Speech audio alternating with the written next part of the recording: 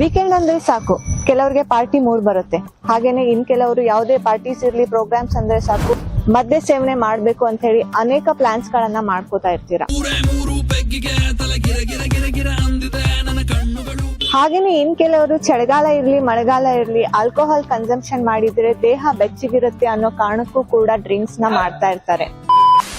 Whisky, brandy, ಬಿಯರ್ಗಳು ಹಾಗೆ ಇನ್ನಿತರ ಮದ್ಯಗಳು ನಾವು ಸೇವನೆ ಮಾಡ್ತಿರುವಂತಹ ಕಾಳುಗಳಾಗಿರ್ಬೋದು, ಬೀಜಗಳಿಂದ ಹಾಗೇನೆ ಬಹಳಷ್ಟು ಅನೇಕ ಹಣ್ಣುಗಳಿಂದ ತಯಾರಿಸಲ್ಪಟ್ಟಿರುತ್ತೆ ಅಂತ ಅನ್ಕೊಂಡು ಇದನ್ನ ಸೇವನೆ ಮಾಡೋದ್ರಿಂದ ನಮ್ಮ ದೇಹಕ್ಕೆ ಒಂದು ಒಳ್ಳೆಯ ಮೆಡಿಸಿನ್ ಸಿಗುತ್ತೆ, ಹಾಗೇನೆ ನ್ಯೂಟ್ರಿಷನ್ ಸಿಗುತ್ತೆ ಅನ್ನೋ ಒಂದು ರಾಂಗ್ ಕನ್ಸಂಪ್ಷನ್ ಅನ್ನ ಇಟ್ಕೊಂಡು ಬಹಳಷ್ಟು ಜನ ಸೇವನೆ ಮಾಡ್ತಾ ಇರ್ತೀರಾ.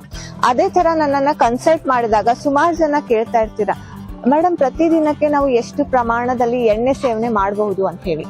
ಆದ್ರೆ ನೀವು ಮದ್ಯ ಸೇವನೆ ಮಾಡ್ತಾ ಮಾಡ್ತಾ ಬಹಳಷ್ಟು ಅನ್ಹೆಲ್ದಿ ಫುಡ್ ಗಳನ್ನ ಅದ್ರ ಜೊತೆಗೆ ಇಂಟೇಕ್ ಮಾಡ್ತಿರ್ತೀರಾ. ಅಂದ್ರೆ ಬಹಳಷ್ಟು ಚಕ್ನಾಸ್ಗಳು, ಲೈಕ್ ನೀವು ಫ್ರೈಡ್ ಶೇಂಗಾಸ್ ಆಗಿರ್ಬೋದು, ಬೇರೆ ಬೀಜಗಳಾಗಿರ್ಬೋದು, ನಾನ್ ವೆಜ್ ಅಥವಾ ವೆಜ್ ಫ್ರೈಡ್ ಸ್ನಾಕ್ಸ್ ಗಳನ್ನ ಕೂಡ ನೀವು ಕನ್ಸ್ಯೂಮ್ ಮಾಡ್ತಾ ಇರ್ತೀರಾ.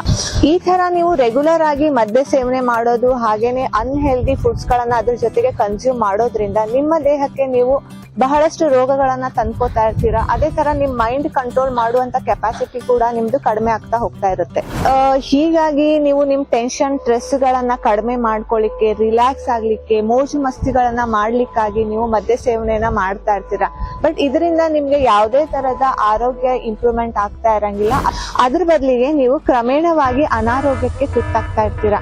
ಆದ್ದರಿಂದ ಎಷ್ಟು ಪ್ರಮಾಣದಲ್ಲಿ ಆಲ್ಕೋಹಾಲ್ ಅನ್ನ ಸೇವನೆ ಮಾಡಬೇಕು ಅಂತ ಕ್ವಶನ್ ಕೇಳೋ ಬದಲಿಗೆ ಕ್ರಮೇಣ ಸ್ಲೋಲಿ ನೀವು ಆದಷ್ಟು ಆಲ್ಕೋಹಾಲ್ ಅನ್ನ ಕನ್ಸ್ಯೂಮ್ ಮಾಡೋದನ್ನ ಸ್ಟಾಪ್ ಮಾಡ್ರಿ.